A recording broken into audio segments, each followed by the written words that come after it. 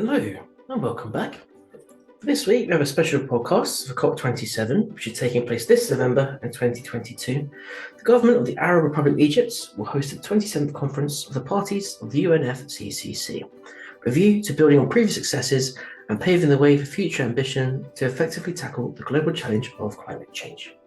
So, for this week, I'm joined by Solomon Adefolu from the Nigerian Conservation Foundation and Ken Mwathe from BirdLife Africa. If you'd like this episode and like to follow more on this project, please follow the links in the description. And if you'd like to support us, you can make a donation at restoreplanet.org or follow us on LinkedIn, Twitter, Facebook, or Instagram. Enjoy the conversation. Hello, and welcome back to Restore Our Planet podcast with me, your host, Jack Cole. So today I'm joined by Solomon Adefolu from Nigerian Conservation Foundation and Ken Mwathe from BirdLife Africa. So welcome both of you. Thank you for your time. And we're going to start with Ken. Tell us a little bit about your background and the work that you've been doing over at BirdLife Africa. Perhaps starting more of a regional view of the projects you've got going on and then sort of wider viewpoint there. Thanks, Jack. My background is in wildlife, climate, and environment.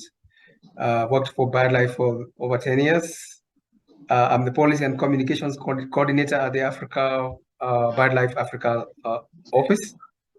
BirdLife is implementing a number of projects. The key one on climate is our resilience building project in the Great Lakes region, covering Rwanda, Burundi, and to some extent extending to the surrounding countries.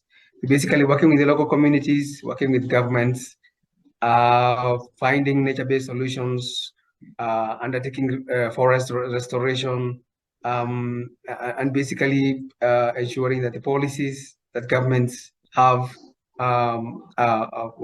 enable both people and nature to adapt to climate. Fantastic.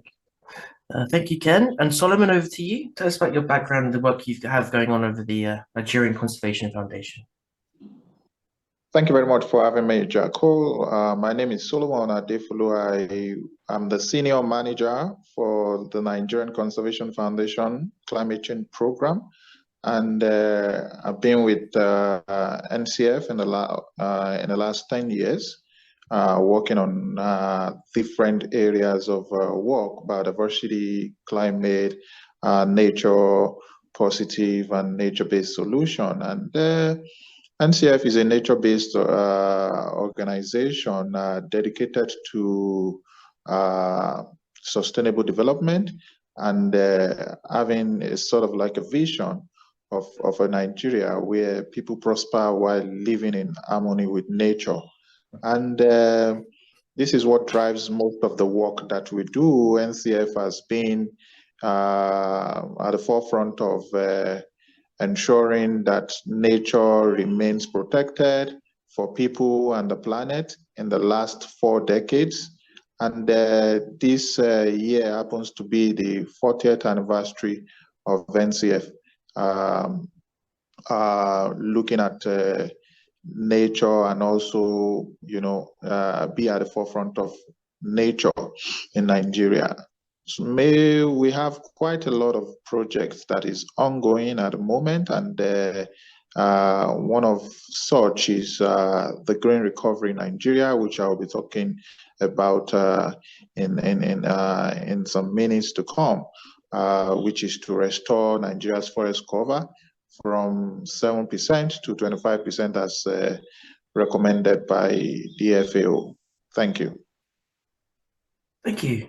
And Solomon, actually, continuing with you there, just to break down a little bit that last project you were mentioning there. So what is the situation with forests in Nigeria, and how have they trended over the last decades in terms of deterioration, and how is your intervention working to rebuild this forest cover?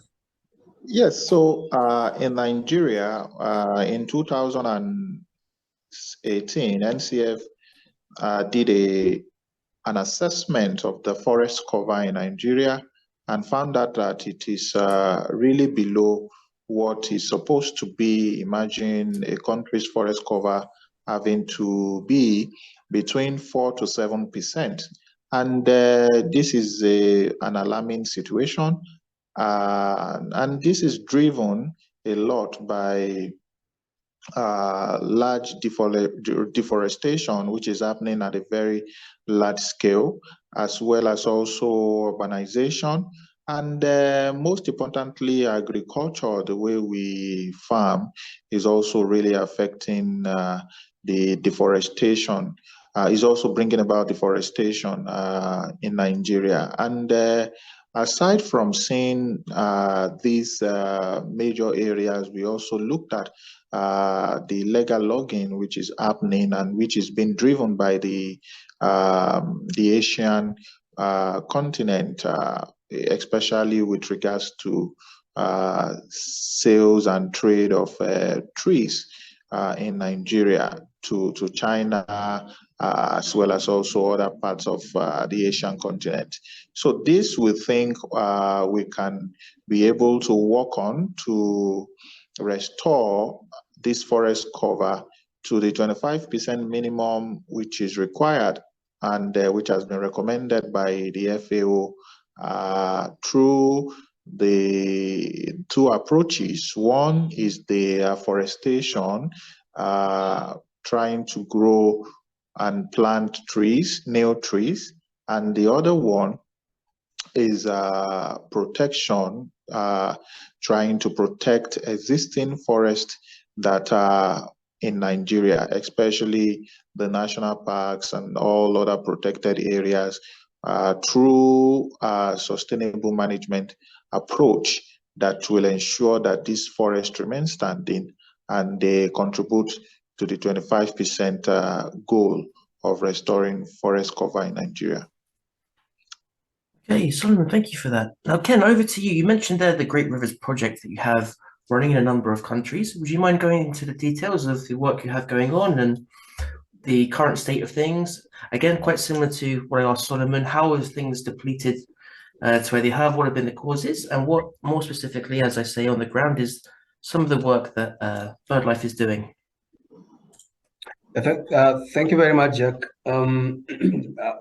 If I may mention at this point, BirdLife is a partnership of conservation NGOs spread across Africa in 26 countries and 120 countries across the globe. And we are the largest partnership of nature conservation organizations across the globe, and therefore our interventions are partner-based and issues are identified with partners in respective countries, and solutions are discussed and implemented together with those partners. In the countries where we're working on climate, especially restoration work, the main issue that we found is degradation of land driven by unsustainable land use, intensive agriculture, artisanal mining, quarrying, and things like that. And therefore, if you look at steep landscapes like those in Rwanda and Burundi, they affect everything from the upstream to downstream, affecting the rivers, causing sedimentation, reducing the ability of land to produce food, polluting the waters, and in the process, affecting people's ability to cope with climate, the ability or to produce energy if where we have small hydro power projects, and of course that also affects fisheries. And therefore, human activity, climate change, land degradation conspires together to reduce people's ability to cope with the effects of climate. And therefore, our interventions are around mobilizing people. It's about scientifically identifying where the hotspots, erosion on hotspots, together with the local communities developing local adaptation plans, prioritizing which sites to restore, and then working through those communities and their government leadership, and come up with specific interventions, identify species, appropriate species for restoration, and going and of course putting in a mix elements that would ensure that people's livelihoods are taken into consideration. For example, by planting not only agroforestry trees that restore the landscape and restore the soils, but also planting fruit trees that would help the communities sell in the market and make an income out of those interventions. So those are basically our approaches. And if you look at even what is happening within the Great Green Wall project, where some of our partners are participating, those are our approaches, and looking at the landscape, looking at a bigger picture while involving the local people. Thank you. And just as a follow-up there, you mentioned mining. Is that illegal mining, first of all? I don't know if you said illegal or artisanal or what kind. Is that gold mining? If so, what sort of effects is that having on river systems, etc.? Yes, it is. It is mainly gold mining within the altitudinal gradients of especially Rwanda, Burundi, even other countries. It's a mix of both, legal, illegal, and anything in between. And of course, that has massive impacts on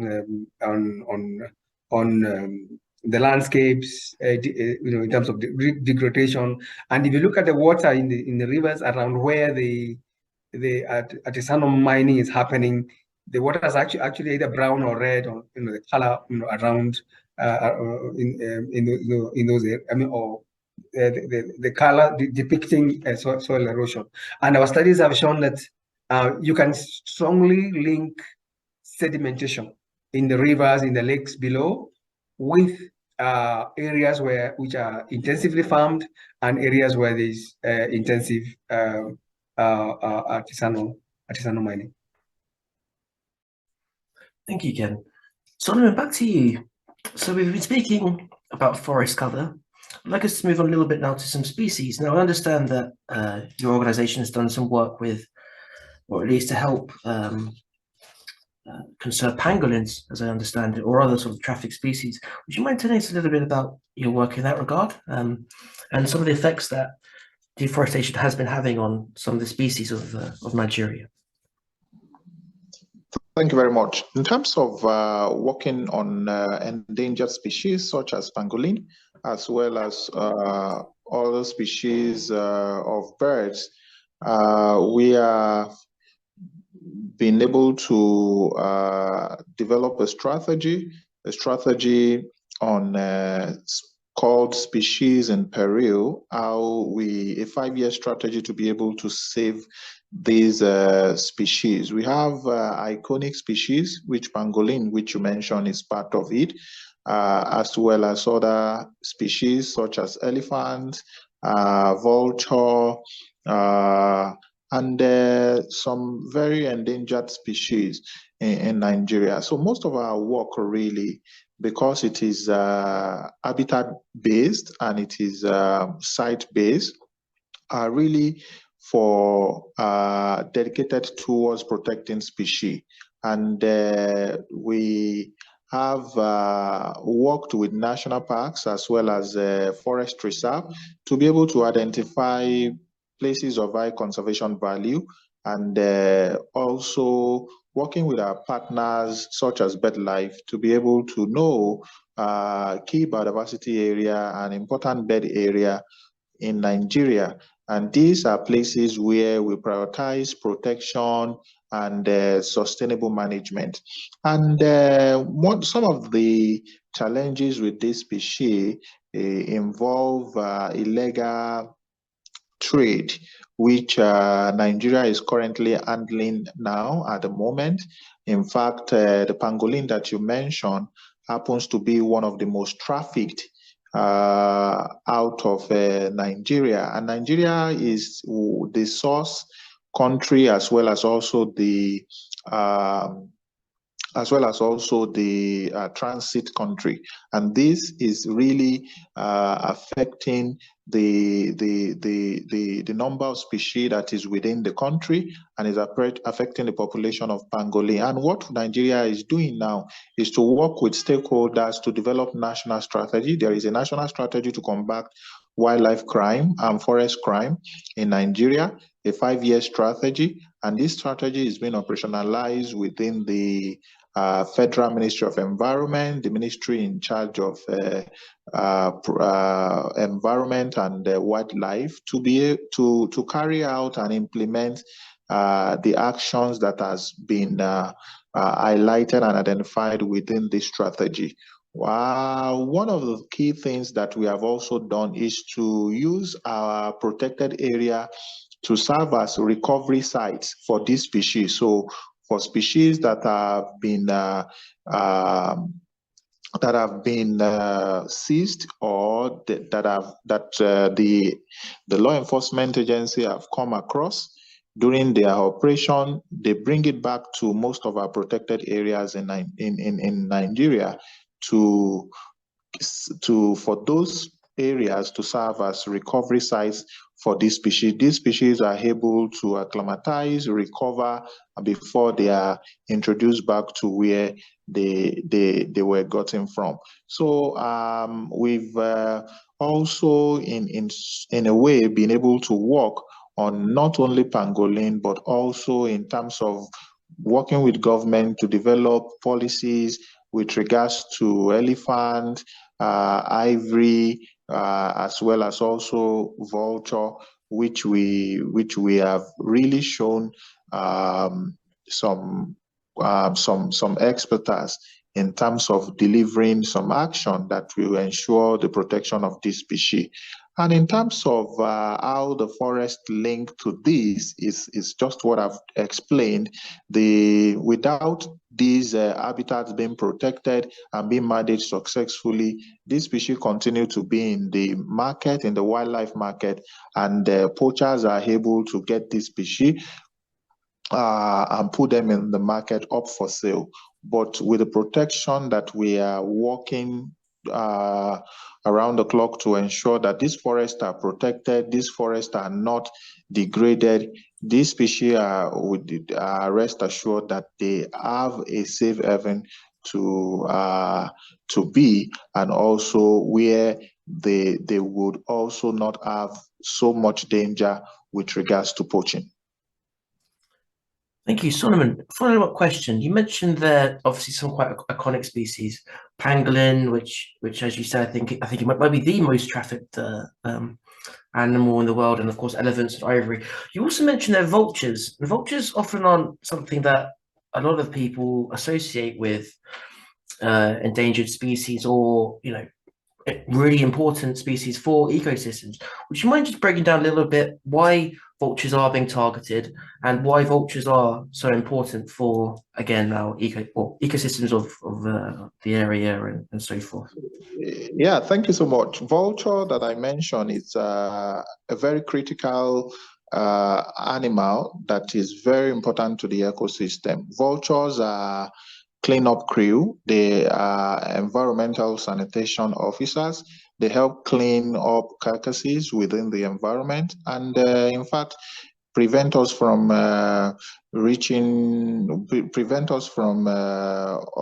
pandemic and all the other things that could come within the society. And there are a lot of myths when it comes to vulture. People see vulture as very fetish. They see vulture as bringing bad omen, and this is some of the things that we have tried to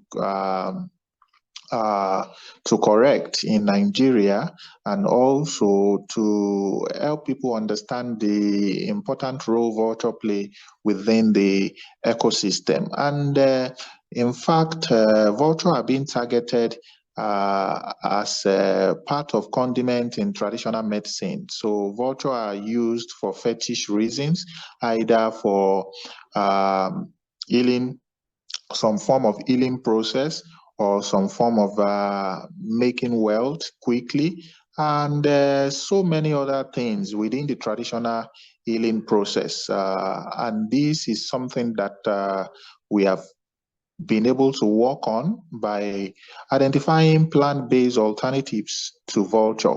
And we've worked with traditional healers associations in Nigeria to develop a guide on plant-based alternatives to vulture, and also promote its use, and also encourage them in terms of taking up some of these solutions that will not require them to use vulture in their traditional medicine process. And this is something that is making wave in Nigeria. We have a book on that, and we are planning to share with some other neighboring African countries who are interested to use this book as a tool for traditional medicine practice and helping to save vulture.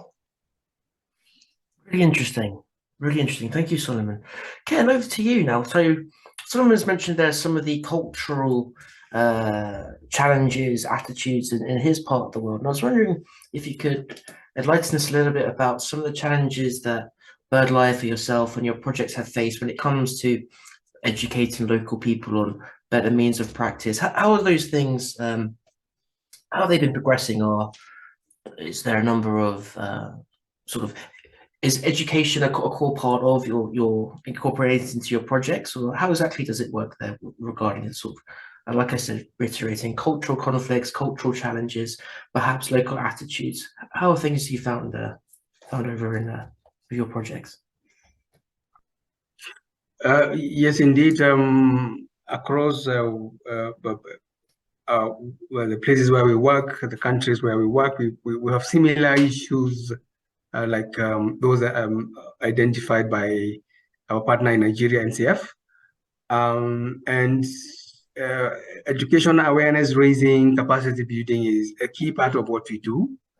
And therefore, we work from where the communities are based, identify what challenges they are facing, and how that setting affects their ability to, first of all, implement the projects, developing interventions that would help them raise their livelihoods, protect biodiversity, improve their life, resilience to climate. And one of the bigger challenges we have is people's ways of farming. People are used to doing things, farming in the same old ways that their forefathers were farming. Some of that is nature friendly, but there are certain elements that would, for example, there are parts of Africa where farms and trees do not coexist. Vegetation and crops are never seen side by side, and therefore there's a lot of work in terms of education, in terms of capacity building, to in fact emphasize that agroecology, agriculture that includes plants, trees within the farm is indeed beneficial, because that is where you find pollinators, that is where you find bees, that is where you find other beneficial organisms. And therefore, a bare earth approach to farming, then goes against the very aims of improved food production, and of course, ensuring that people can be able to feed themselves. So indeed, we have many of such examples, and through our partners, through local engagement, through mutual identification of issues, working with the local leaders, we're able to see change. We're able to see people appreciate new approaches that are able to help them not only protect the nature that feeds them, but also be able to become more resilient to climate. Thank you. And Solomon mentioned through his work that certain ministers and ministries are getting involved with conservation slowly but surely on a number of projects. I was wondering, Ken, how reactive or how compliant the Kenyan or other surrounding nations governments have been in supporting your work and expanding some of the ideas and conservation objectives that you and your colleagues might have. Yeah, I must say that we have a good working relationship with governments all around.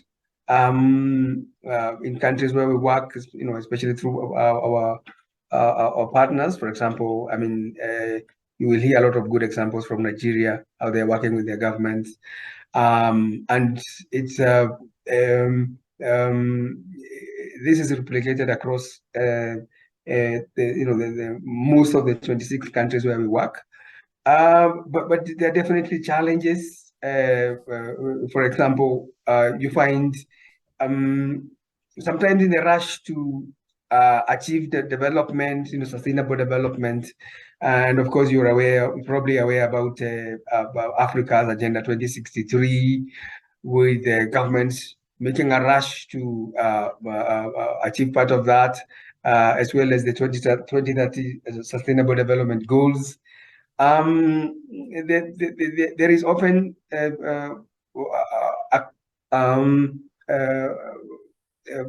difficulties, especially where infrastructural development, energy, mining, agricultural expansion damages or potentially damages areas that are important for biodiversity and nature.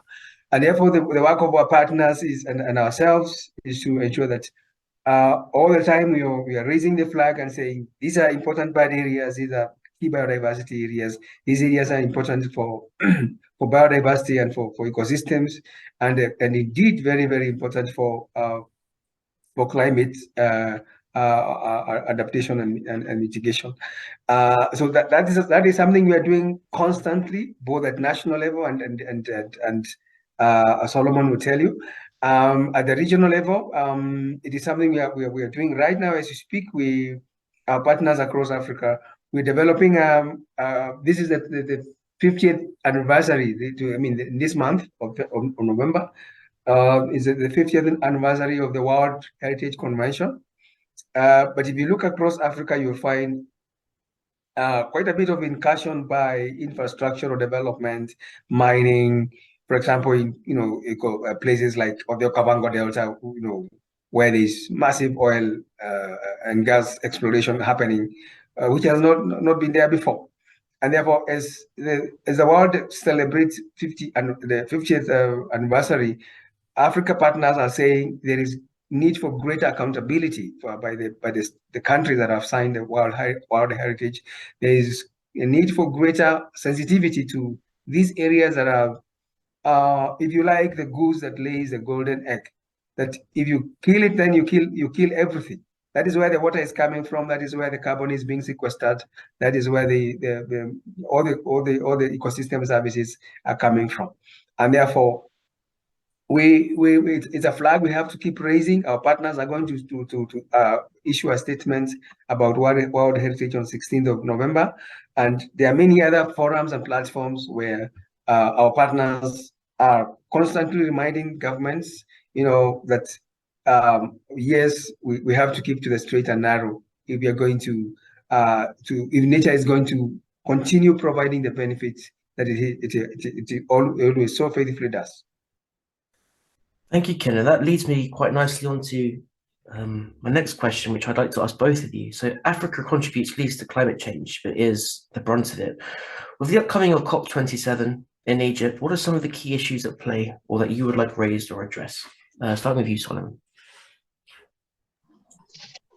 Yeah, as we prepare for COP27, it's important that we see this COP as an implementation COP, a COP that does not only talk and that has moved away from talks alone to doing things, making climate action work, in Africa. As you mentioned, Africa contribute the least to the cause of climate change, but we have Africa being one of the most impacted about climate change, and this is crucial because this COP should let we need Africa to come together. We need to resolve and be able to work on climate change as Africans. We must have the required funds, the required finance that is needed to solve the issues of loss and damage. We must be able to, the world must be able to be at the forefront of building resilience for African countries. We can only do this if we have the necessary funds, if we have the necessary finance. Imagine Nigeria as at the Paris Agreement, there was an agreement of 100 billion US dollars annually to replenish the climate fund. We don't know how much has been fulfilled by the developed world in this pause. We also need to see how these funds will be made available and made accessible to people who need them the most. Africa is really witnessing the impact of climate change, and there must be a concerted effort. The issues of financing loss and damage is critical. The issues of protecting our people, protecting our planet, building resilience is also very critical as we go to COP. And we need to deliver this issue in an African way. Africa must be led in that African way to solve our major crisis. Thank you. And Ken, the same question to you. Thanks, Jack. I'm in agreement with Solomon. We must remember that climate is about people, and therefore, this when we say that the COP27 must be an implementation COP, it's because you're thinking about the people who continue to be impacted. Right now, in many, a number of parts of Africa, especially in Eastern Africa, we are experiencing the worst drought in 40 years as a result of climate change.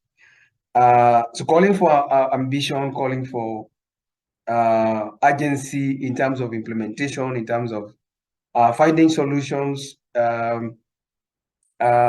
implementing what has been agreed upon, especially finance and especially finance, is because it's about lives, loss of lives. It's about people losing places where they live, their ability to produce, and so on and so forth.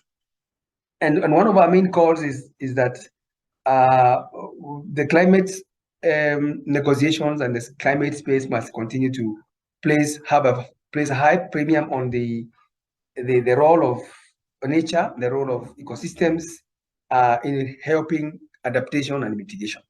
If you kick out and if you downplay the role of nature, the role of biodiversity, then you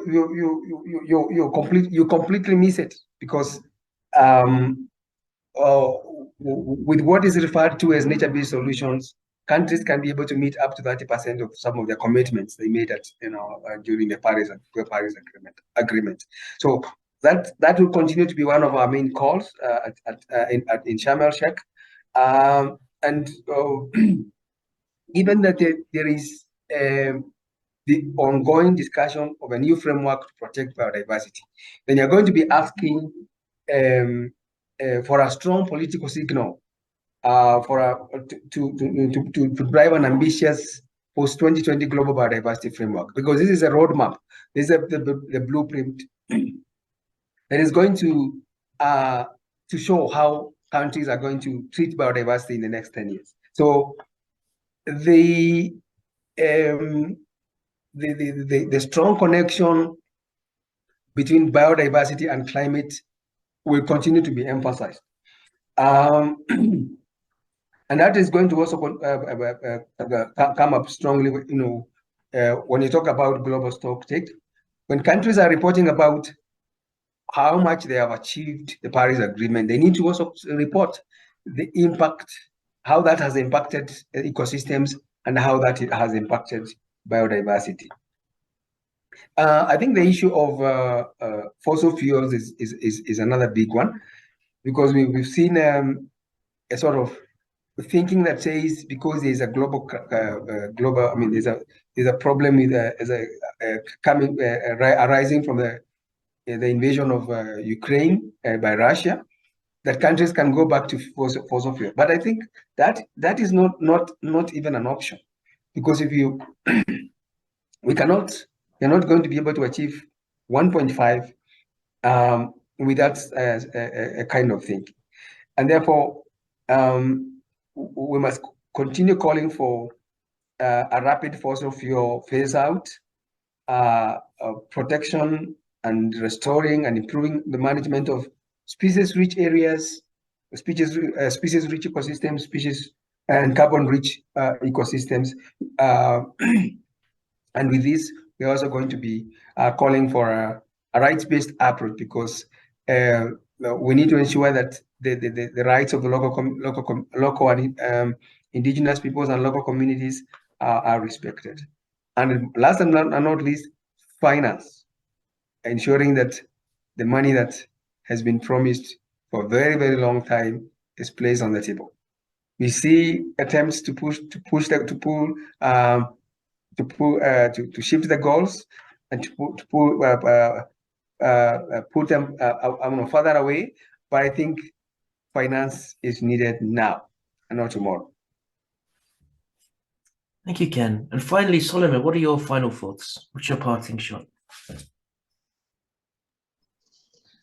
Yeah, I think we are at the point in our life that we need to realize that there are 3 planetic crises that we are currently facing now. One is the climate crisis, the other is the biodiversity crisis, and the last one is the pollution crisis. We urgently need everybody to act and act positive to save the planet. We don't have another planet, and we can only live when we make our planet better for life. And Solomon, where can people find your work and follow your projects and everything you have going on? What do you say? Sorry, just saying, where can people find your work and follow your work and projects and everything you have going on?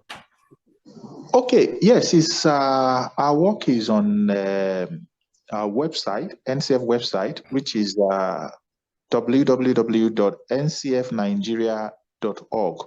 You can also follow us on the social media, Instagram, Facebook, as well as Twitter, with the handle at NCF Nigeria.